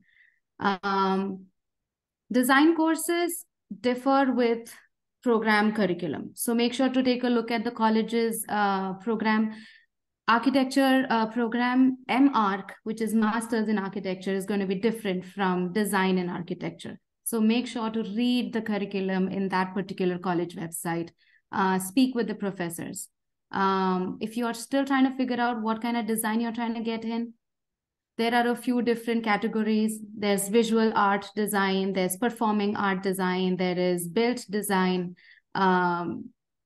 there is virtual design, which is what UX, UI they're doing. There's research-based design, which is what I am currently pursuing, which is service design, design for sustainability, these kind of designs. So figure out where your interest lies in, and then maybe figure out which colleges you want to get into. Right. Thank you once again. I think we've kind of really hit more than what our timeline for today was. There are quite a few questions that are still unanswered. Please feel free to put those questions out on the student WhatsApp group and you will get answers. We still have some time with the panelists after we formally close the program. So feel free to sort of barge onto them, if I might use that word. All of them have actually consented to do counseling for students. And I think that calls for applause for all of them. We will try, with MVPM itself, we'll try and work some counseling kind of sessions or very specific sessions for specific areas of interest. They might become smaller group sessions, but for example, the questions on design that we had right now, like Ashwini said, she needs a full course on it. We can actually organize those kind of specific programs. We need your feedback, we need your interest, and that would help us take this to the next level. The idea of the International Connect student section is that we bring to you more and more information. MVPM is not an expert, a body of experts, but it's a facilitator for getting you connected with the kind of experts that we have on the panel today. My gratitude to all three of them who are here in person, and special gratitude for Ashwini ji. She's a Karwa, by the way, like myself. Special gratitude for her for joining us from 12,000 kilometers away. And that's really, really helpful. Thank you so much, Ashwini, for being there today. Thank you so much. I think just one thing that I sort of want to tell everybody as we leave this program, there's a lot of information available. Look up the information, but make sure that you're looking up relevant information. If you went through right from the beginning, from when Raghavji started to speak right through till the end, the one thing that each of them talked about is information's available in plenty. Please do your research. Please narrow down your own options. Otherwise, it's going to be confusing and no guide can guide you better unless you have some bit of clarity of your own inclinations. There are different ways to get that clarity. Go through that yourself. Then go to the experts and they can help you get better. Colleges nowadays are far more open and provide significant information on their own websites. Do the research there. That will help you get more information. On that note, thank you everybody for joining us today. Thank you for the people who joined online. For the online people, I cannot offer dinner, but for everybody here, we have dinner ready for all of us. Please do join us. Thank you. And before we close, there is going to be a next session for the International Connect, like Balkishan sir talked about, the students was one of the aspects. There's a parent connect that we are going to come up with next month. This is again the perspective for this is going to be parents of students who have already traveled abroad or who are parents who are looking to travel abroad, need some sort of an assistance, need some more guidance. Of course, students are welcome to be part of that community as well. We will be creating specific communities on WhatsApp or any other possible social media channels where you can continue to interact. We'll try and get experts onto each of these platforms as well. Please feel free to post your queries, questions, whatever you might have there, and we will try and get you the right answers or get you connected with the right set of people. This is something that this platform is all about. Also, end of May, MVPM is organizing an event called Dronalai. It's a program for holistic development of students, students who are looking to get into early stage careers. Do take the time to read more about Dronalai. It's phenomenal, is all that I can tell you about. And the experiences that the students went through it last year have been really encouraging. Do look for that. We look forward to your participation in every program that MVPM has. Thank you once again.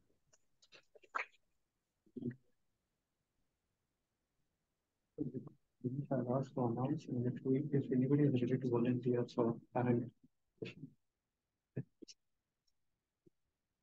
We are looking for expanding the committee for the International Connect. Like we said, this is about growing together, sharing knowledge.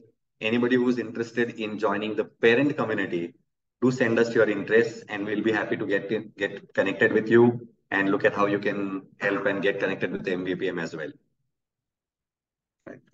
Thank you. Thank you, Ashwini, and all the participants online.